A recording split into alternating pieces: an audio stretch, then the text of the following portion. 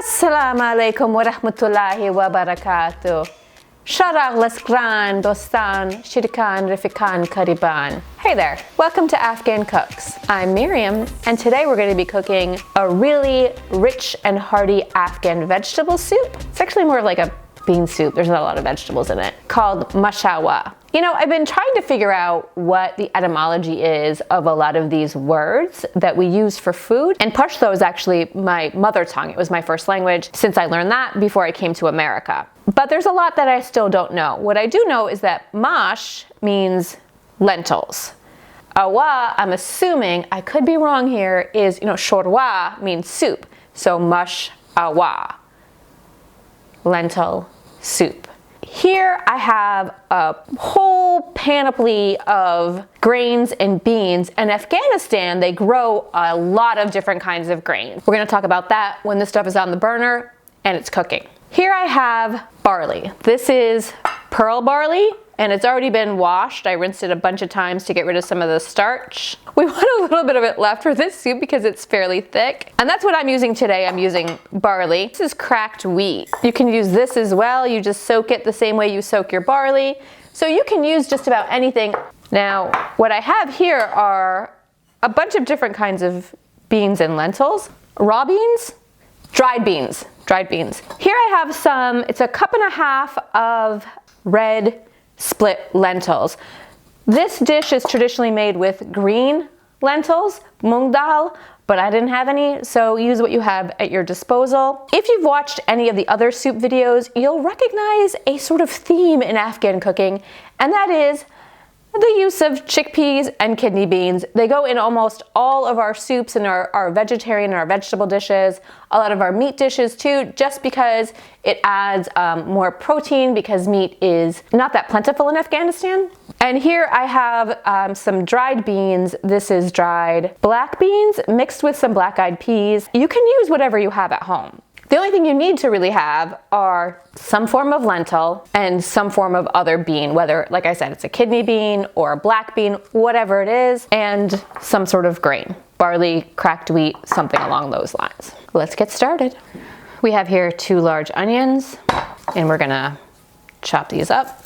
People think that Afghanistan is desert, and it's not. There's a good portion of it that's desert, but it's also exceptionally lush and fertile and green. It has valleys, it has snow-covered mountains, it has crystal blue lakes. It's about the size of Texas, and you have the dry desert in the south, and then you have places like Kabul and Herat, which are in the north and have all of the seasons. My mom would tell stories about Kandahar, that's where we're from. My grandfathers were both businessmen. They did trade with other countries like India and Iran. They were also farmers, and they grew grapes. So they had vineyards, and from those grapes they would make raisins, and we also grew pomegranates.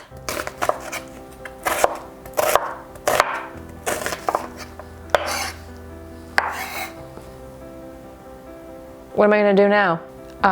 We try to bring the viewers home into my kitchen. I want you to feel like you're here with me. I'm chopping onions in my home. This is what happens. A couple of years ago, I got this book. It's called With Our Own Hands.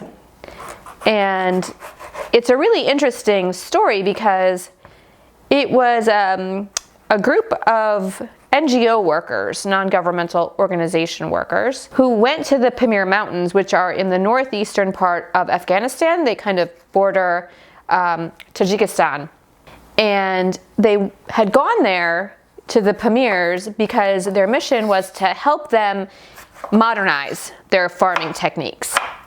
Because, they're in the mountains and they didn't know how to farm even though they lived there forever by farming.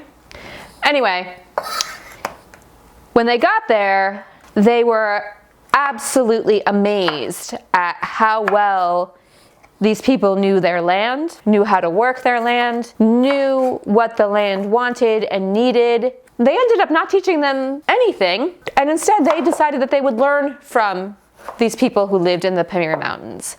And they wrote this absolutely beautiful James Beard Award-winning book. It's translated into 3 languages. It's English, a Russian dialect, and Dari. Fat book, as you can see. It doesn't really have recipes. It has just how these people grow their food, how they make their food. So it's not really a recipe, more of an anthropological study of how they live their life. And I love to look at it and to read it. I've never made any of the things in it because we don't have access to a lot of the ingredients or the methods. But maybe on this channel we'll try something. So now I have my handy pressure cooker. Now get your pan hot and add your oil. I'm using avocado oil today because it's kind of the end of the bottle. I don't know that they have avocado oil in Afghanistan. You know what? Here's the thing I'm going to tell you guys. We're Afghan. We're not Afghani. Our food is Afghan food. It's not Afghani food. I get it.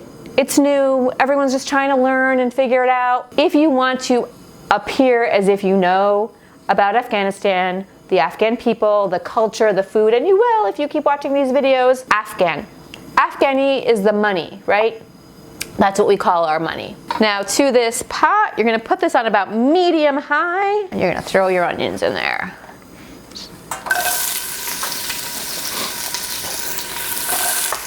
Now to this, you wanna add some ginger garlic paste. Now you can crush your own crush your garlic and mince your ginger any way you wanna do it.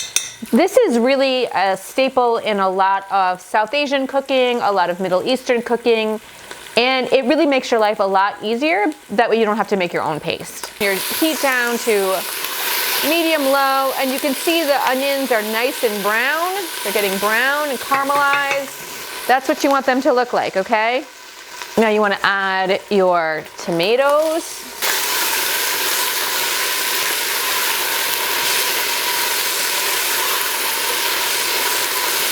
Now here we're gonna add the 3 essentials in Afghan cooking. We're gonna add a couple of teaspoonfuls of coriander that's ground. You know what, we're just gonna add the rest of this. Then we're gonna add some cumin.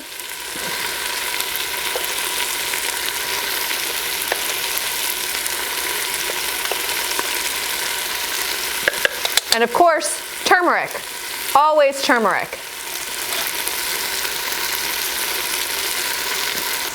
Throw in a hefty dose of salt. And now we're gonna add to this the barley.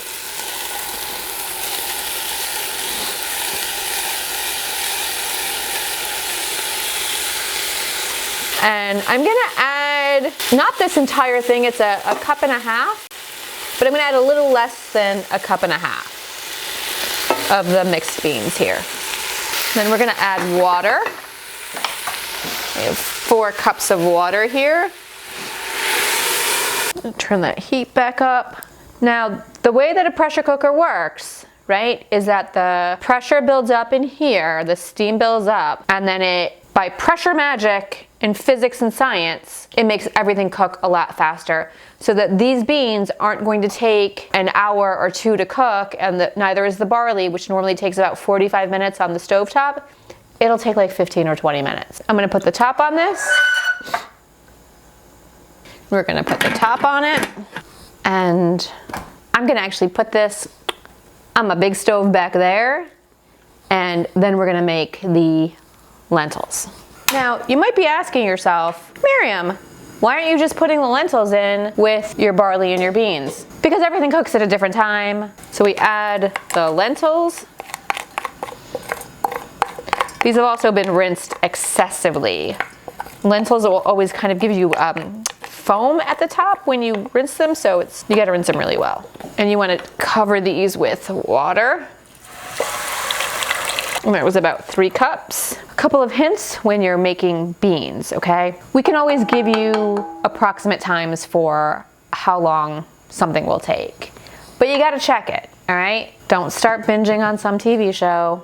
Mom, I'm talking to you about your Turkish dramas, okay? You're gonna put this on medium heat, medium low, and let it simmer until they're nice and tender. And we'll be back. So this on my stove took 15 minutes, and then I did a natural release, which took another 2 or 3 minutes. So these are completely beautifully cooked. Right now, the beans have still a little bit of bite to them. I should probably take these things off my hand. And you can see there's still a decent amount of water. We're gonna add our kidney beans and our chickpeas. And again, we just wanna warm this through. You can see now that the soup is really thick. If you wanted it to thin out a little bit, you could add a little bit of water. And I think I'm gonna do that. I think I'm gonna add like about a cup of water. Red lentils that I used are split. And like I said, you normally use the whole mung dal, the bigger ones. So I'm gonna wait till this heats through before I add these, because as you can see, they're already very soft, and I don't want them to really cook too much more. Now, while the kidney beans and the chickpeas, because they're canned, they're already cooked, are coming up to a simmer so that they can warm through, you should taste for salt. Needs just a tiny little bit more salt. You can always add more. You can't take it out. And here we're gonna add some dill. In another video, I talk about how widely used dill is in Afghan cooking. 2 teaspoons of dill, some good turns of black pepper. And I know I said that Afghan food isn't spicy, it's flavorful. We're gonna make an exception for this one. We're gonna add about a teaspoon of red pepper flakes. Taste it again. Perfect. Then we're gonna add our lentils. You can see how good and thick that is. We're ready to serve this, but before we do that, this is delicious on its own, but we want some toppings, right? This is chili oil that is homemade. Here's some chopped green onion. Here's our yogurt sauce with mint. If you go to the Osh recipe, we make this yogurt sauce, and then we just, since it's nice and thin, we just put it in a squeezy bottle.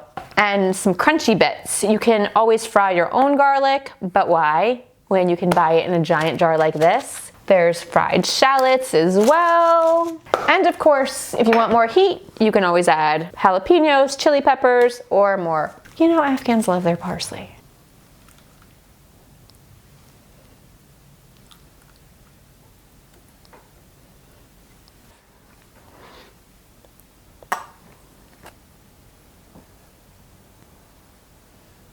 You know what, I'm gonna add all of it.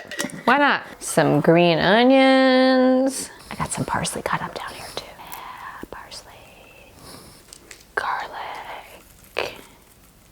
Now let's eat this. I probably could have asked if anybody else wants some, but I'm gonna eat it first and then I'll make it for other people. If you like this video, please subscribe, give us a thumbs up, hit that bell notification so you'll know whenever we come out with a new video. That rhymes. You'll know video. La la la la la la la la.